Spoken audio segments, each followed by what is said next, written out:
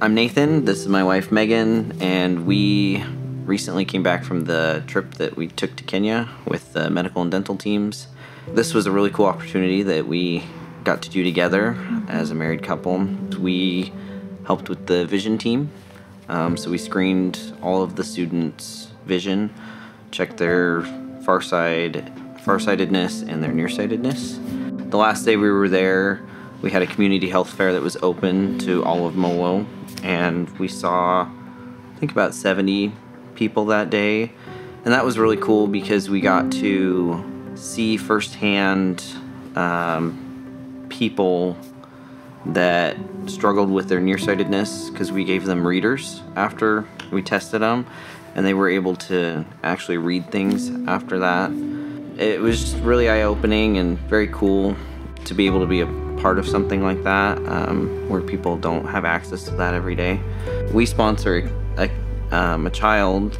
That was definitely the highlight of the trip, was being able to visit with our sponsored child. It's just so cool to be able to, it's pretty common in America to sponsor a kid through this organization or this organization, but I think it just makes it a totally different experience when you can actually meet the kid. It's life-changing, I think, and he was super sweet, and we got the opportunity to get to know him better, more than just letters. Outside of the vision team, there was also a dental team and then a medical team. I'm Darren Wallace. I'm Andrea Wallace, and I'm a dentist. And this is our first mission trip that we've had the privilege of going on, and it was an amazing experience. We went to Kenya, Molo, a little town called Molo. It has probably about 140,000 people in the big surrounding area of that, but they have no dentist. We were there really seeing patients 4 days.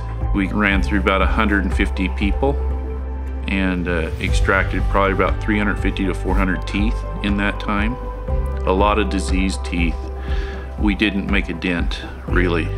Well, I really wasn't sure what to expect, but it turned out to be a lot harder than I thought it was going to be, but also just amazing. It was completely mobile, so we were in a classroom. Everything that we had was like, the patient chairs were sort of like a lawn chair. And everything was self-contained, and sterilization, all of that was very, very basic. We had 3 MOHI dental team personnel there, and they were a really, really big help.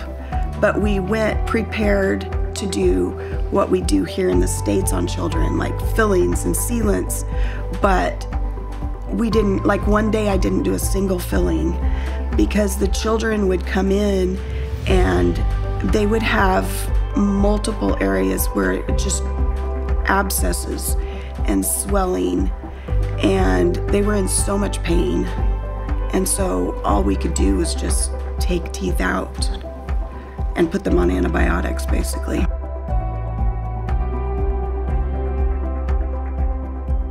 I'm John Mullins, and this is my wife Shauna, and I'm a family doctor, and she's a nurse, and we were really grateful to be able to join together as a family, and our son went with us to Kenya on the medical team. So we examined the children several days, and then one day we examined and helped meet medical needs of the teachers and some of the parents. And it was really a great opportunity. We frequently saw some protein malnutrition and things like that, but it's wonderful to see where the school is helping meet those nutritional needs.